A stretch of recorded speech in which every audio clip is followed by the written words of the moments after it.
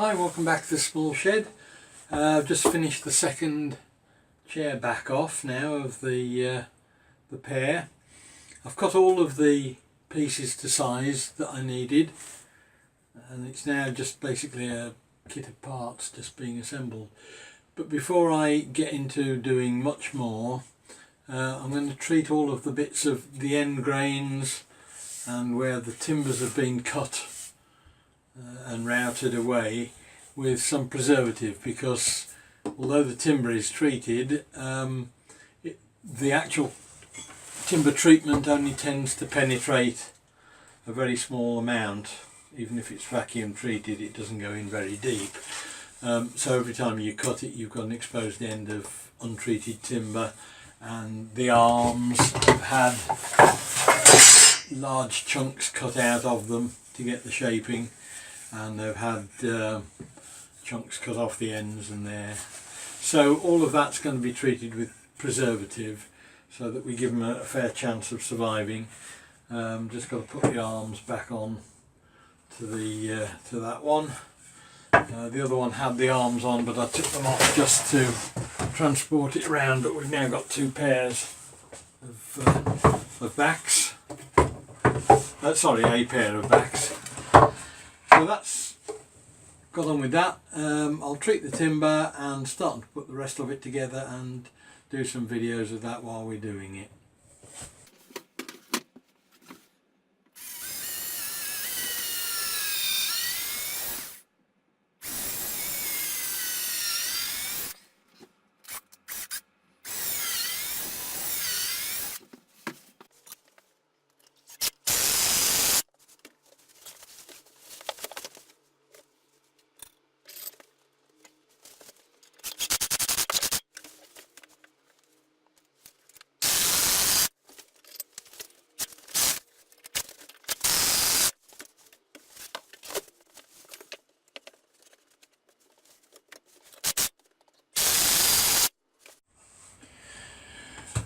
Working in a shed the size of mine and two chairs the size of this really does show up the limitations of a 7x9 shed, but you have to work around these things.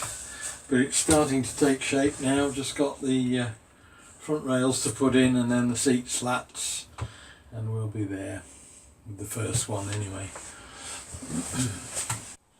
Right, well, that's got both of the chairs roughly done now. There's got to be another side piece to fit in lower down there, and there's got to be a support corner just to brace those legs, which I've cut from some more CLS. But other than that, we're pretty much there. All I've got to do now is establish the gaps for the slats. So I've clamped the front slat roughly to where it's going to end up. If I put, there are four more slats other than that. If I put those in loose like that, that'll give me the total gap, which is 105 mil. So 105 millimeters. I've got to have 1, 2, 3, 4, 5 gaps. Now that actually works out very nicely at 21 mil, and the timber I'm using for the slats is 21 mil. So really all I need to do now is get a pair of blocks and then just fix these one at a time, gradually bring it forwards, put the spacers in as I come forwards, and that should then get me pretty much to where I want to be. So I've got to mark all the slats out. They need a little bit of trimming on the ends because I cut them slightly large. I wasn't sure quite where it would be width-wise. But at least I've got somewhere now I can sit in the shed, albeit for only a short time. But yeah, they're plenty of room. They looked a bit wide, but I'm copying existing ones anyway, and it will allow for pretty much anybody to sit in them. So yeah, it's quite comfortable, solid enough. As I say, it needs a little bit more bracing to be done, and I'll trim these ends, but I'm going to run them down to the Menin Sheds again this Wednesday.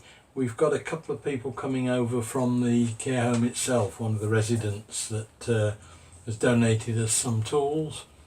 Now with the benches finished, or partially finished, I decided it'd be worth just having a mock-up of how they'd look, and it soon became apparent that ideally they need to be staggered slightly, which will affect my thought processes and designs for the small table that's going to be bolted between the two to hold them together as one bench.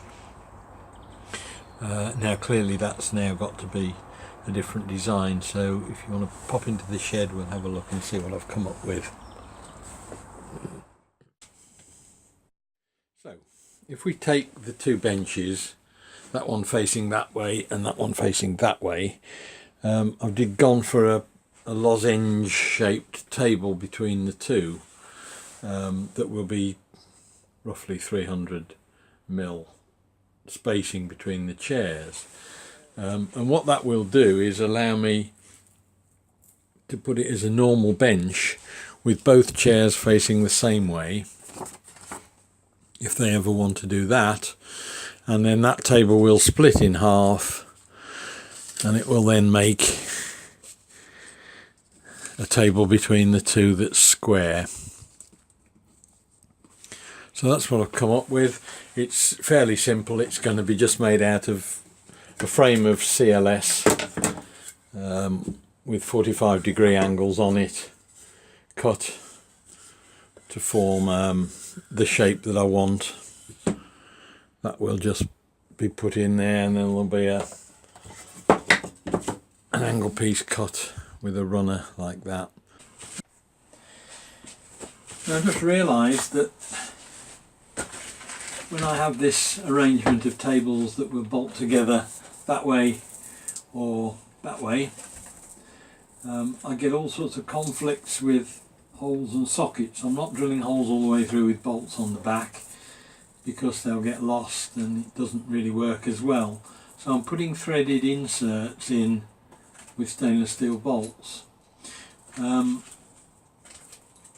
I think I've got it now so that I've got sockets in the right places and bolts in the right places, but because all of this has got to fit together in different combinations, it's imperative that those holes are exactly the same distance apart all the time, and that they're dead in the centre of the CLS timber.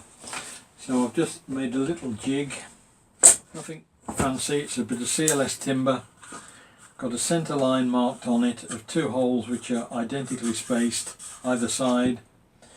I'll mark centre line on the piece I want to do,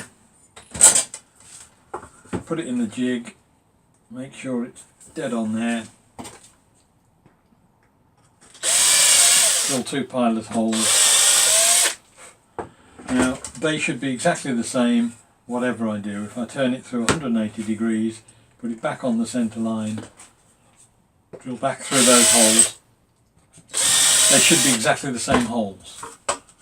Sure enough, I've got two holes that aren't moving.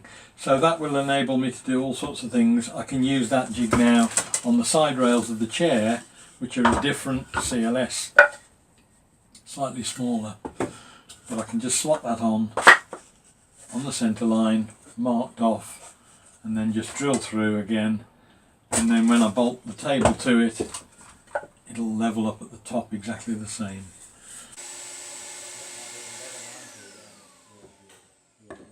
So with the jig made, I started to just cut the CLS timber into triangular shapes, and they were screwed together, the two triangles were screwed together,